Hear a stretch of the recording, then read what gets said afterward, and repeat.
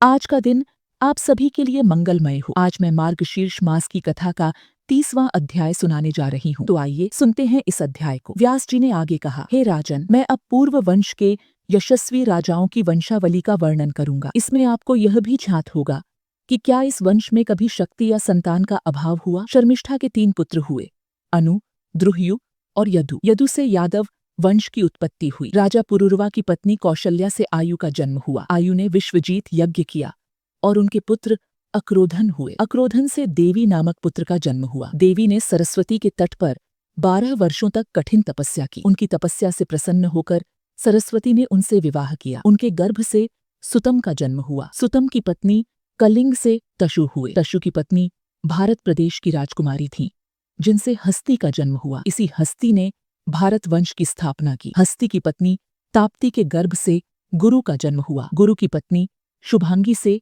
विदुरथ का जन्म हुआ। विदुरथ की पत्नी अमृता से परीक्षित का जन्म हुआ। परीक्षित की पत्नी सुयशा से भीमसेन हुए। भीमसेन ने काशी की कन्या से विवाह किया, जिससे प्रतिव का जन्म हुआ। प्रतिव के पुत्र कृति से प्रदीप उत्पन्न हुए। प्रदीप की पत्नी सुंदर के गर्भ से 3 पुत्र हुए, देवापी, शांतनु और बाहलिक। देवापी ने बचपन में ही तपस्या का मार्ग चुन लिया। शांतनु राजा बने। कहा जाता है कि जिस भी व्यक्ति को वे हाथ लगाते वह जवान और सुखी हो जाता था। शांतनु का विवाह गंगा से हुआ, जिनसे देवव्रत का जन्म हुआ। बाद में सत्यवती के साथ उनका विवाह हुआ, जिससे चित्रांगद और विचित्रवीर्य का जन्म हुआ। चित्रांगद बचपन में ही युद्ध में मारे गए। विचित्रवीर्य भी संतान उत्पन्न किए बिना ही स्वर्ग सिद्धार गए। सत्यवती ने व्यास जी का स्मरण किया और उनसे कहा, आप अपने भाई की वंश रक्षा करें। व्यास जी ने उनकी आज्ञा मानकर अंबिका से धृतराष्ट्र, अंबालिका से पांडु और उनकी दासी से विदुर को जन्म दिया। धृतराष्ट्र के 100 पुत्र हुए, जिनमें दुर्योधन,